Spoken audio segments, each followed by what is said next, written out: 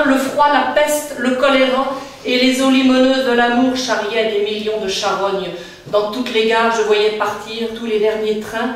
Personne ne pouvait plus partir car on ne délivrait plus de billets, et les soldats qui s'en allaient auraient bien voulu rester.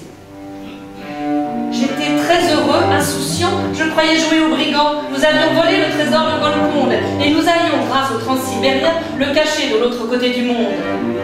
Je devais le défendre contre les voleurs de l'Oural qui avaient attaqué les saltimbanques de Jules Verne, contre les Koungouz, les boxeurs de la Chine et les enragés petits mongols du Grand Lama, Ali Baba et les 40 voleurs, et les fidèles du temple de la montagne, et surtout contre les plus modernes, les radentelles et les spécialistes des express internationaux.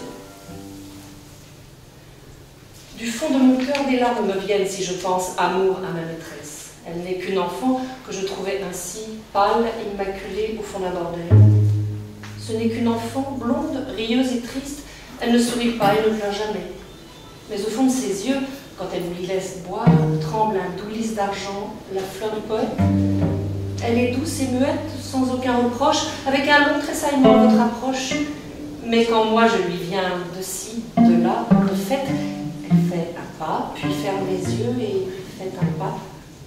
Car elle est mon amour et les autres femmes n'ont que des robes d'or sur des grands corps de flammes. Ma pauvre amie est si esselée, elle est toute nue, n'a pas de corps, elle est trop pauvre.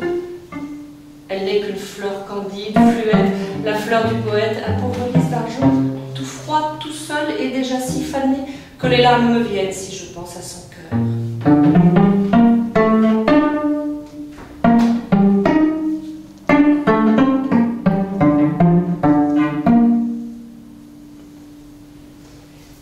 Et cette nuit est pareille à 100 000 autres quand un train file dans la nuit, les comètes tombent et que l'homme et la femme même jeunes s'amusent à faire l'amour.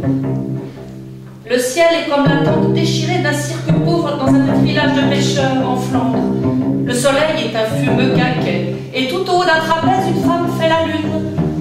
La clarinette, le piston, une flûte aigre et un mauvais tambour, et voici mon berceau. Je suis en route, j'ai toujours été en route.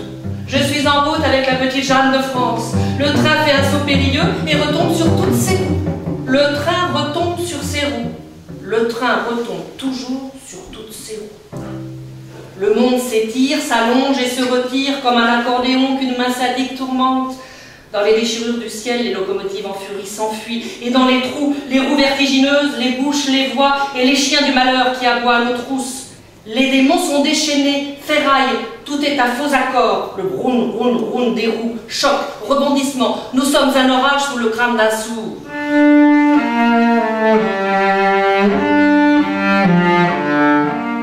Dis, Blaise, sommes-nous bien loin de Montmartre?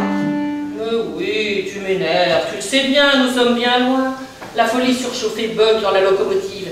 La peste, le choléra se lèvent comme des braises ardentes sur notre route. Nous disparaissons dans la guerre en plein dans un tunnel.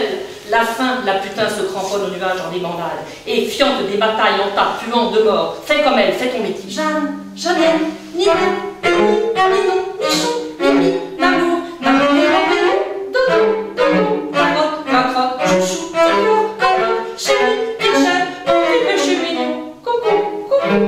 Elle dort. Le train tonne sur les plaques tournantes.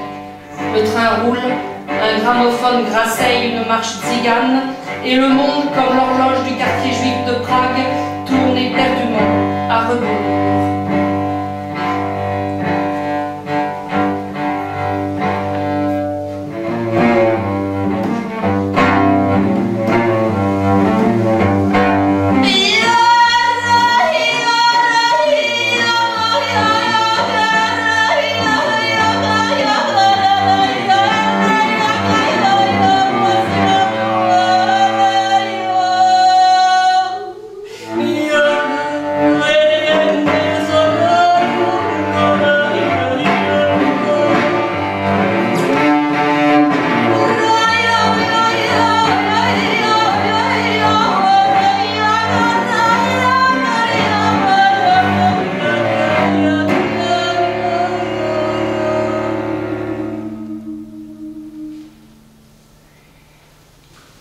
Si j'étais peintre, je déverserais beaucoup de rouge, beaucoup de jaune sur la fin de ce voyage.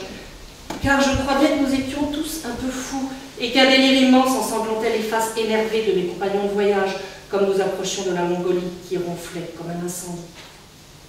Le train avait ralenti son allure, et je percevais dans le grincement perpétuel des roues les accents fous et les sanglots d'une éternelle liturgie.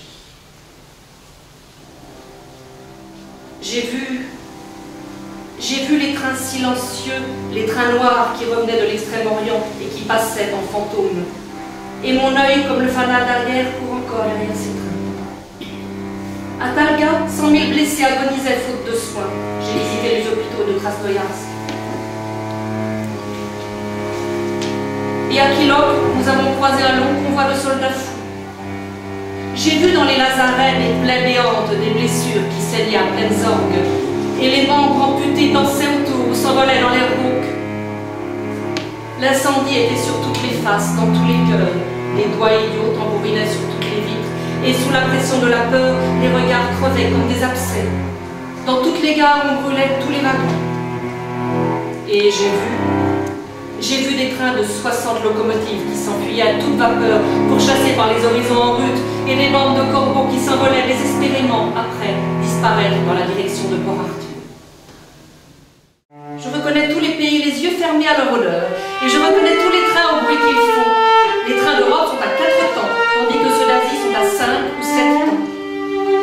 D'autres vont en sourdine sur des berceuses, et il y en a qui, dans le pays monotone des roues, me rappellent la prose lourde de Metterlin. J'ai déchiffré tous les textes confus des roues, et j'ai rassemblé les éléments épars d'une violente beauté, que je possède et qui me force.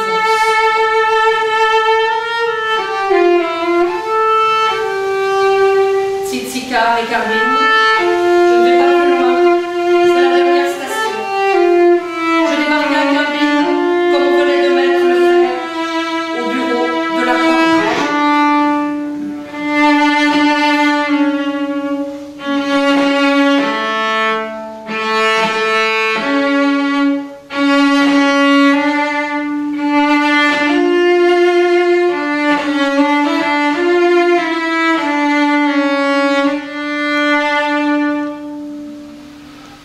Toutes les femmes que j'ai rencontrées se dressent aux horizons, avec les gestes piteux et les regards tristes des sémaphores sous la pluie.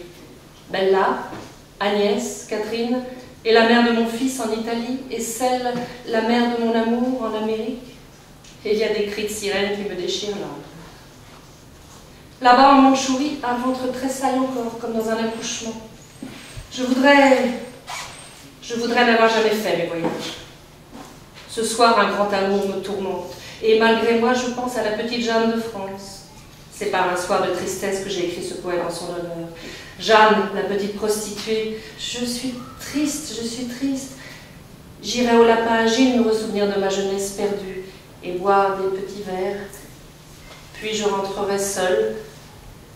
Paris, ville de la tour unique, du grand gibet et de la roue.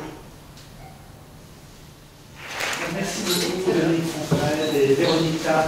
Dominique Fonfrède nous a lu donc, la prose de Transsibérien, la petite Jeanne de France de Blaise Cendrars, parce que Louise Zadkine présente l'exemplaire du livre justement de Blaise Cendrars que possédait Zadkine, livre qui avait été donc dessiné de façon simultanéiste, pourrait-on dire, par Sonia Delaunay-Terq.